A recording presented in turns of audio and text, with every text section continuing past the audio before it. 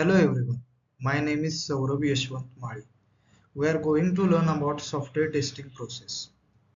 So the software testing process is a structured set of activities carried out to evaluate the quality of software product.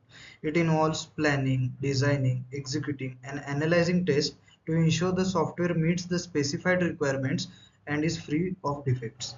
There are some points that include in software testing process we are going to see. The first one is test planning and control. It defines objective, scope, schedule, and assign the roles. The second point is test design. It creates detailed test cases and scenarios based on requirements. The third one is test implementation and execution. In this term, set up the test environment, run the test, and record the result. Now we are going to 4.1. Defect reporting and tracking. In this term, there are log defects found and track them until resolution. Now the last one, test closure.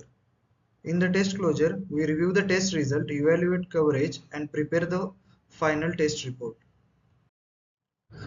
Test planning and control. It defines the testing objectives, scopes, resources, and schedule.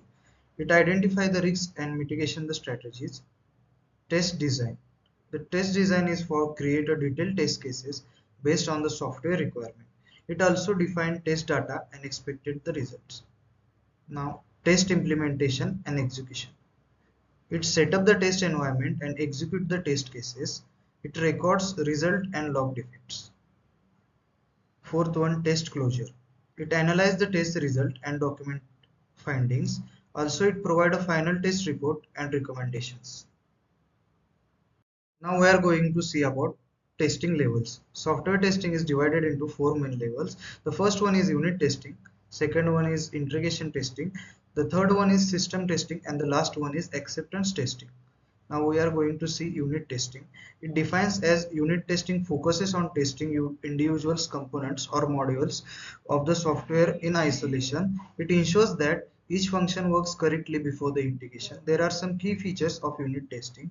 It performed by developers during the coding phase. It uses the white box testing techniques. It has automated tools like JUnit, NUnit and PyTest are commonly used. Example, testing a function that calculates the total price of an order before integrating it with the payment module. Now we are going to see about integration testing. It defines as integration testing verifies that multiple modules work together correctly. It ensures that data flows properly between the connected components.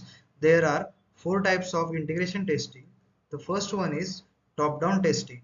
In the top-down testing, the test high-level components first, then integrates the lower-level ones. Now, the second one, bottom-up testing. In this, test lower-level components first, then integrates with the higher levels. The third one is Big Bang testing. In this, all modules are tested together at once. Now, fourth one is hybrid testing or the sandwich testing. It is a combination of top-down and bottom-up approaches. For example, testing the connection between a login module and a database to ensure user authentications works correctly. Now we are going to see system testing. System testing defines as it evaluates the entire application as a whole to ensure it meets a functional and non-functional requirements. It includes the performance, security, usability and compliance testing. There are some key features of system testing are as follows. The first one is test that ensures the entire software system under real-world conditions. It ensures compliance with the requirements performed by a QA teams. For example, testing an e-commerce website to ensure users can browse the product, add items to cart, and complete the purchases. Now, we are going to see about acceptance testings. It defines as acceptance testing determines whether the software meets the business requirements and is ready for developments. It is conducted by end users or client. There are some types of acceptance testing are as follows.